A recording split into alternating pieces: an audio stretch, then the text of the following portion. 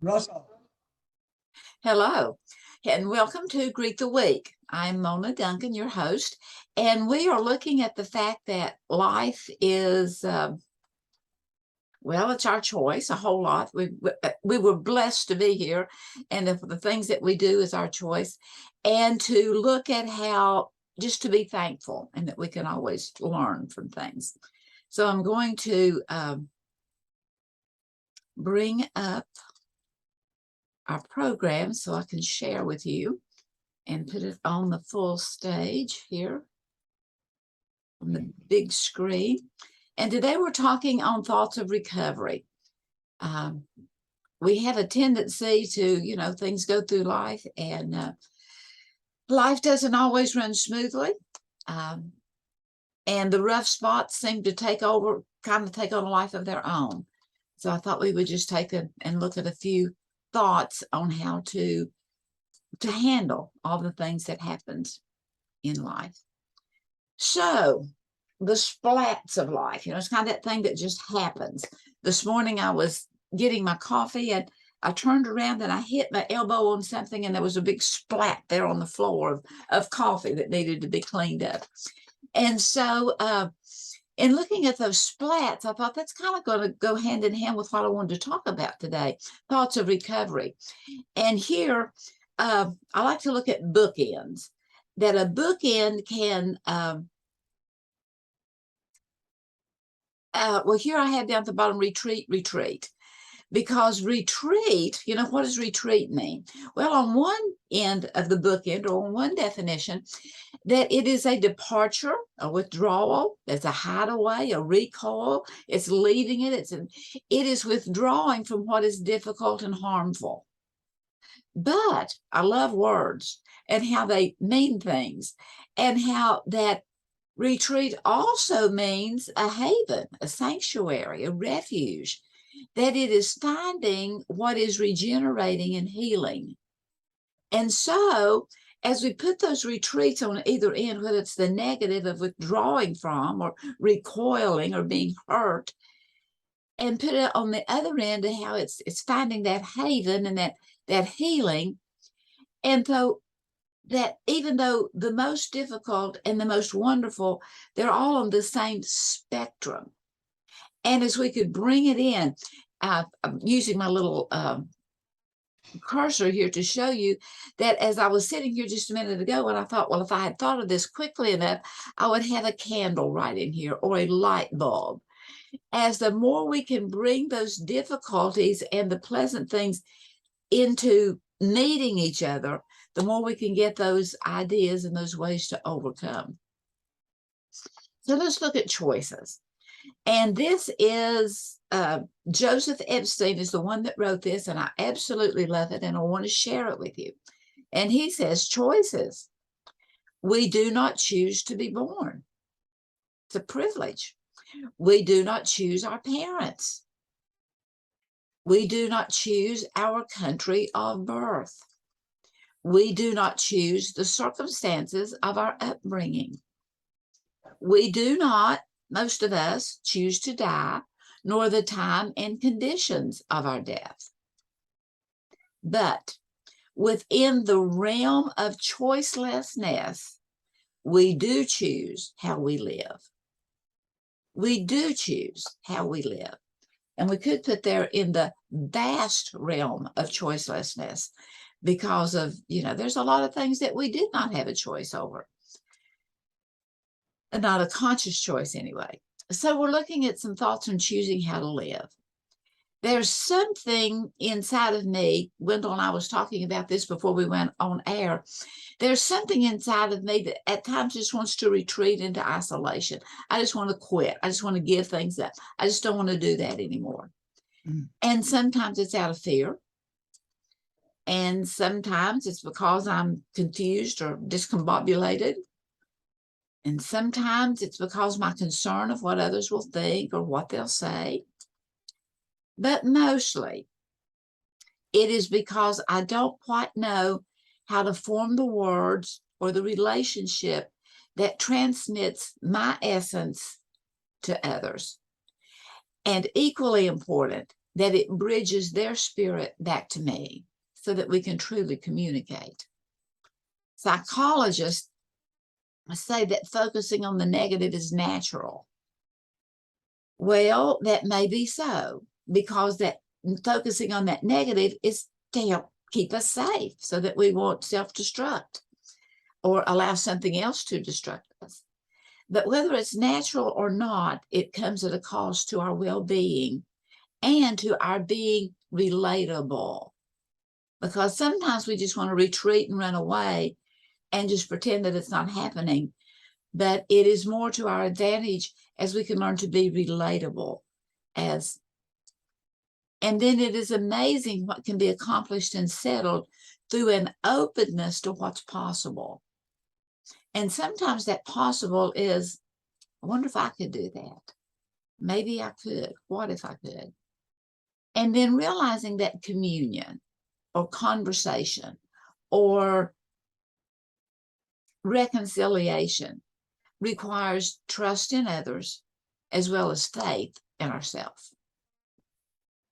So it's kind of hard to talk about conflicting issues without looking a little bit at the ego. Sue Morter, who is the author of the book, The Energy Codes, she talks a lot about the ego as a protective personality. And it's saying that when we encounter a circumstance that we don't know how to handle or how to interpret it, that we kind of cuddle up inside this little protective ego personality and we feel safe. Well, I add maybe a somewhat safe on there, but there's other ways to look at ego. Motivational speaker Wayne Dwyer defines ego, EGO, as edging God out. In other words, it's trying to soothe ourselves rather than listening to our higher knowledge or a higher power or acknowledging that truth is trying to talk to us. Well, and then there's Dr. William Glasser, and he looks at the unconscious ego as being our creative mind. The thing of it is our creative mind doesn't have a filter on it, and so it can create things that are helpful that we want to retreat from and run away from, or things that are helpful that we want to retreat into and be blessed by. And so I suggest that in all of these things, we all pretty much live the same storyline, you know, from birth to death, that we live, we have conflicts, we have hurts, and we have recovery. Sometimes it's amazing how much we do recover. Chaos is created looking at the difficulties in life and what is chaos. And well, I suggest that we, to a large extent, create our own chaos when we are unwilling to hear or acknowledge truth. That chaos is kind of a guidance. It's trying to guide us. It's trying to teach us something if we will let it. And then as we begin to integrate more and more into who we are, looking and seeing, well, who am I? Could I do that? Did I do that? Oh, no, me. Oh, woe is me. As we become to integrate more into who we are, we no longer need self-protective black boxes to crawl into. And we start to live fully, errors and all. But we can acknowledge that we made those errors and take authority on them. It's a way of being so that we live from the inside out and we start to free ourselves. We start to take off those things that change us, that change us or hold us captive. So I think I have like 15 or 16 thoughts here just on just something to think about, to consider. It's not a definition. It's not a directive. It's just something to really think about. And one is to liking yourself. It's not, you know, blowing up that ego that I'm super duper, but it's having a good, healthy self-love, that I am a person of worth and value. And those that we are having difficulties with, we may want to see them as a person of worth and value. We just maybe haven't tapped into it and found it yet. It's giving up being shamed by your family of origin or where you came from or lack of education or that kind of stuff. And I have a quote here from Pat Conroy that said, he said, I learned that I needed to love my mother and my father in all of their flaws, in all their flawed, outrageous humanity, and that in families there are no crimes beyond forgiveness. It is the mystery of life that sustains me now. And I like that.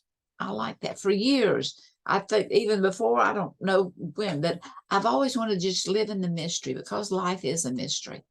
And rather than having a definite definition for anything, because sometimes we think that we've got an answer to something that it's not. And because we think that this is the answer to it, we stop right there and we do not go on to learn what is really most beneficial. So another thought is to always be a lifelong learner, to be open to new possibilities and new opportunities. And also, whenever we need help, to be open to asking for help and to considering the help that someone would give us. Another thought, point number 4, is to take responsibility for your own life. Because although we didn't choose it, it's a gift. And so take responsibility for it and our own thoughts, our own actions, and our own attitudes. I have a quote here from Mary Hunt, who is the author of the Cheapskate Press.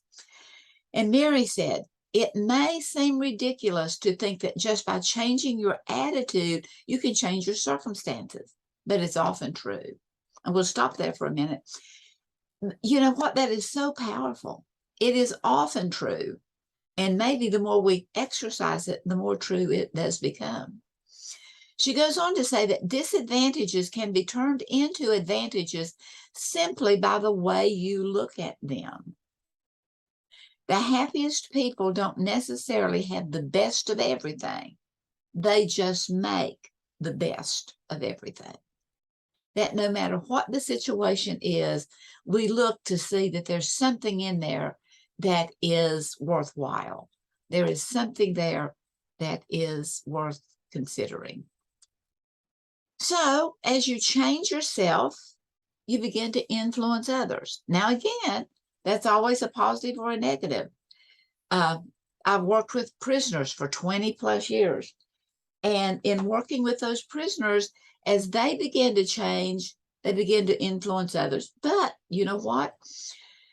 The person that begins to go into crime and needs someone to come along and abet them, begin to influence them.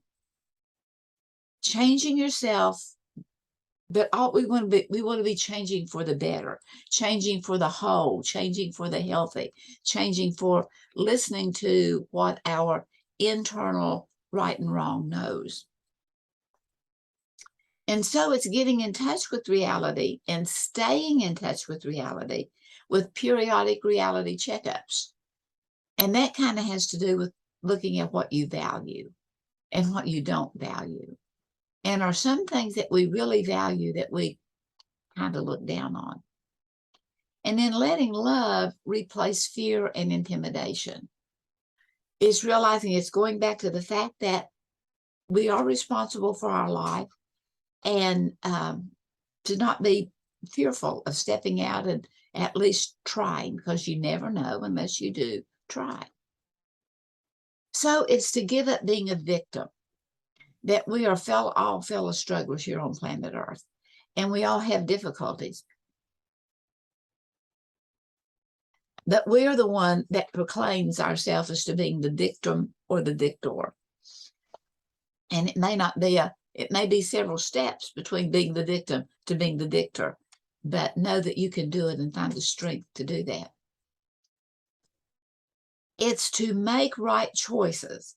And this goes really hand in hand with a couple of other things I've mentioned previously, because your body will indicate to you, if you listen to it, whether the choice you're making is correct or incorrect, whether it is the right thing to do or the maybe not so important thing to do, because our body is always talking to us. We're just not always listening. And back to the prisoners, I would ask them quite frequently, whenever you were going down that road to addiction, that road to crime, that road to molestation, that road to violence, was there something inside that kept saying, don't do it, don't do it? And when people get honest, yeah, I did know it. I just didn't want to know that I knew it because I was being enticed for the glitter. I was being enticed for the whatever. So it's keeping things in their proper perspective and realizing that perception and the perspective is the way we see something. And so how has it changed that we have not been willing to change our viewpoint of it? So using a positive self-talk, as in I can't, to the fact that I can,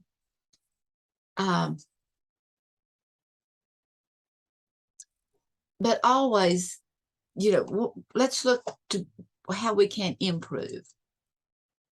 Develop a sense of humor by beginning to look at the fact that instead of that I'm the town clown, that, I've made some errors here, that seeing how absurd and how ridiculous sometimes the things that we do and things that if we can find some humor in it, to begin to see that, yeah, we are pretty funny. And then to move past the past, whatever that past is, whether it is one of great success or whether it is one of not being quite so successful, move past what was and live in what is now. What are you doing now? Are you so dwelling on that past and trying to bring that glory into today that you don't always look at what is the benefit of today? And to go for excellence instead of perfection. That perfection, once you get that perfection, what do you have? Well, then it's kind of on the downward slope. So it's always going for perfection and doing the very best that you can. And then taking inner control of yourself and release controlling others.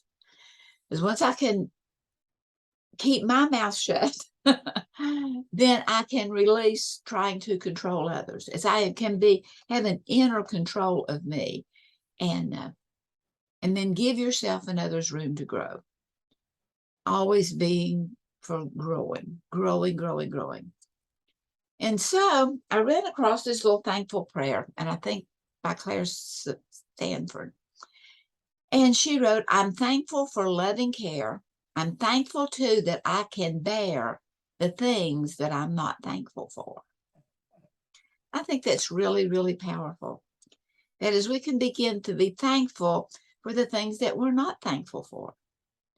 And sometimes when we're not thankful, we want to retreat because we see that not thankful as withdrawing from what is difficult or what is harmful. And are there some things I'm not thankful for? Well, yes, there are.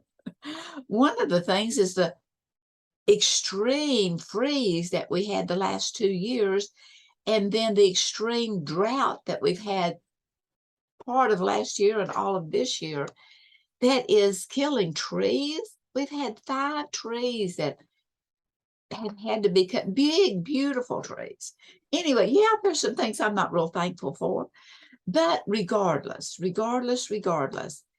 it is having the positive retreat of finding what is regenerating and what is healing, and looking at having refreshing compassion and understanding of others.